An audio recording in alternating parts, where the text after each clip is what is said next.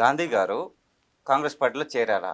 ఇది క్లారిటీ. ఇప్పుడు గాంధీ గారు కాంగ్రెస్లో చేరారా చేరలేదనేది సుప్రీం హైకోర్టు చెప్పింది. స్పీకర్ గారు చెప్పాలా.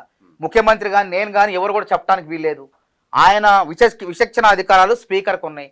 స్పీకర్ అని చెప్పిందే ఫైనల్ నిర్ణయం. అది దానికి రాజ్యాంగంలో పార్టీ ఫిరాయింపుల చట్టం ప్రకారం 52 రాజ్యాంగ సవరణ 1985 ప్రకారం అది కాంగ్రెస్ ప్రభుత్వమే తీసుకొచ్చింది. అది ఎవరు తీసుకొచ్చారు? అది ఆయారాం గయారాం సంస్కృతిని ఆపాలని చెప్పేసి 1967లో ఒక ఎమ్మెల్యే, ఇండిపెండెంట్ ఎమ్మెల్యే గయాలాల్ అనేటువంటి వ్యక్తి ఉదయం పూట కాంగ్రెస్ పార్టీలో చేరి, మధ్యాహ్నం జనసంఘం ఇంకో పార్టీలో చేరి, ఇంకో పార్టీలో పోయి మళ్ళీ సాయంత్రానికి ఒకే రోజు మళ్ళీ కాంగ్రెస్ పార్టీలో రావడం జరిగింది. ఇది ఎక్కడ సంస్కృతి అని చెప్పి ఈ సంస్కృతికి అడ్డుకట్టేయాలని చెప్పి 85వ సంవత్సరంలో పార్టీ ఫిరాయింపుల చట్టం చేసాం. అందులో ఏమున్నది? 2/3 వంతు ఎమ్మెల్యేలు మూకుమ్మడిగా వేరే పార్టీకి వెళ్తే అది విలీనం కింద లెక్క అవుతుంది, పార్టీ ఫిరాయింపుల చట్టం కింద రాదంటే అందులో రుసుగులు నాసరాగా చేసుకుని మా కాంగ్రెస్ పార్టీ ఎమ్మెల్యేలు గతంలో ఏం చేశారు? గతంలో వీళ్ళు అవసరం లేకపోయినా 19 మంది కాంగ్రెస్ ఎమ్మెల్యేలు గెలిస్తే 12 మంది కాంగ్రెస్ ఎమ్మెల్యేలని వాళ్ళు తీసుకొని వాళ్ళ భయపెట్టి నయానో భయానో ప్రలోభ పెట్టో వాళ్ళ భయపెట్టి తీసుకోవాలి. కానీ మేము ఇవాళ అట్లా చేసినవా? ఏ ఎమ్మెల్యే మీద మమ్మల్ని బెదిరిస్తున్నారని చెప్పి ఆరోపణ చేసిండా? వాళ్ళు ఇంకా బీజేపీ వాళ్ళు ఈడీ దాడులు చేస్తారు, సిబిఐ దాడులు చేస్తారు, ఐటీ దాడులు చేసి బెదిరించి లొంగపరుచుకుంటారు. జైల్లో ఉండాల్సిన నవ్వగాడు బీజేపీ కార్యాలయంలో ఉంటున్నారు. అదే కేసీఆర్ 10 ఏళ్ళు అదే చేసిండు. వాడు జైలుకు పోవాల్సినోడు ఆయన టీఆర్ఎస్ కార్యాలయంలో కూర్చోడు. కానీ మేము అట్లా చేయట్లేదే. వాళ్ళు ఇష్టమైపోయి వాళ్ళు వస్తున్నారు. ఇంకా 16 మంది రావాలా? 10 మంది వచ్చారు, ఇంకా 16 మంది వస్తారంటే మేమే రాహుల్ గాంధీ, ప్రియాంక గాంధీ, మల్లికార్జున ఖర్గే మా అధ్యక్షుడు వీళ్ళంతా ఆపారు. ఒక ప్రజాస్వామ్య పద్ధతిలో రావాలి. ఏది జరిగినా చట్టం ఫిరాయింపుల చట్టం ప్రకారం తీసుకోండి, అంతేగాని ఇష్టం వచ్చినట్టు కాదు. మూకుమ్మడిగా వస్తే తీసుకోమంటే వాళ్ళు వస్తారంటే వెయిట్ చేస్తారు అంతే తప్ప రేపు స్పీకర్ గారు కోర్టు చెప్పింది 4 వారాల్లో కోర్టు తీర్పుకు అనుగుణంగా స్పీకర్ గారు తీర్పుకు అనుగుణంగా ఆయన కాంగ్రెసా బీఆర్ఎస్ఆ అని చెప్పాల్సిన స్పీకరు, మేం కాదు చెప్పేది. కాబట్టి ప్రజలే తెలుసుకుంటారు. 4 వారాలు పోతే 4 రేపే చెప్పొచ్చు. స్పీకర్కి అధికారం ఉంది, ఎల్లుండి చెప్పొచ్చు. ఆయన ఏది చెప్తే అది చట్టం అయింది. అనర్హత వేటు వేయాలని చెప్పారు కదా. అవును, అనర్హత వేటు వేస్తారా? ఆయన వెయ్యాలని సూచిస్తారు తప్ప రాజ్యాంగంలో 10వ షెడ్యూల్లో చేర్చారు. అక్కడ స్పీకర్కు విచక్షణ అధికారాలు ఇచ్చారు. స్పీకర్ను ఆదేశించే చెప్పగలదు కానీ నువ్వు ఇది చెయ్యి అని కరెక్ట్ చేయమని చెప్పలేదు. స్పీకర్ ఏది చేస్తే అదే చట్టం అయింది. కాబట్టి అక్కడ ఉన్నటువంటి అంశాన్ని పరిగణన తీసుకొని మనం మాట్లాడాలి. కాబట్టి ఆయన ఇప్పుడున్న ప్రకారం అయితే బీఆర్ఎస్ పార్టీలు ఉండవు అధికారికంగా. ఇంకా సంపూర్ణ స్థాయిలో విలీన ప్రక్రియ రూపంలో కనుక వాళ్ళంతా మూకమ్మడిగా వస్తే అప్పుడు కాంగ్రెస్ సభ్యులు అవుతారు. వాళ్ళంతా కూడా విలీనం అయితే ఇంకా 16 మంది వస్తే. కాబట్టి ఆ ప్రక్రియ జరుగుతుందా జరగదా అనేది మనం వేచి చూద్దాం. అంతకుముందే మనం ఆయన కాంగ్రెస్ ఈయన బీఆర్ఎస్ ఉప ఎన్నిక దారి తీసిన విజయం మాదే, మాకు ఏ భయం లేదు పక్కా. ఎందుకు ఉదాహరణ చెప్తున్నా, మొన్న కంటోన్మెంట్ పరిధిలో ఉప ఎన్నిక జరిగింది. లాసనంత గారు చనిపోయారు. చనిపోయినటువంటి సానుభూతి బీఆర్ఎస్ పైన పార్టీ పైన లేదు. ప్రజలు ఏం చేశారు? అభివృద్ధికే కాంగ్రెస్ పార్టీకే ఓటు వేశారు. అక్కడ ఉన్నటువంటి శ్రీ గణేష్నే గెలిపించారు. రేపు ఈ 10 మంది ఎమ్మెల్యేలు కానీ ఇంకా వచ్చే 16 మంది ఎమ్మెల్యేలు రాజీనామా చేస్తే వస్తారనుకోండి, వస్తే వాళ్ళు కూడా తప్పకుండా విజయం సాధిస్తారు.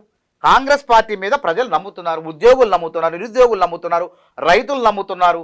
ఇంకా ఎవరు నమ్మట్లేదు, ఎవరికి నమ్మకం కుదరట్లేదంటే అధికారం కోల్పోయి అధికార దాహంలో ఉన్నటువంటి బీఆర్ఎస్, అధికారం కోసం అర్రులు దాస్తున్నటువంటి బీజేపీ వాళ్ళు కావాలని చెప్పి ఆరోపణలు మీరు అన్నట్టు చేస్తున్నారు. ఇదంతా కూడా రేవంత్ రెడ్డి గారే చేస్తున్నారు, రేవంత్ రెడ్డి గారే చేయిస్తున్నారు అని చెప్పేసి అంటున్నారు కదా. దీనిపై రేవంత్ రెడ్డి గారు చేస్తే రేవంత్ రెడ్డి గారే చేస్తే ఇట్లుండదు. ఆ 16 మంది కూడా ఎప్పుడో కాంగ్రెస్ లో వచ్చి విలీనం అయిపోయేవాళ్ళు. రేవంత్ రెడ్డి గారు పాత్ర ఏమి లేదు ఇందులో.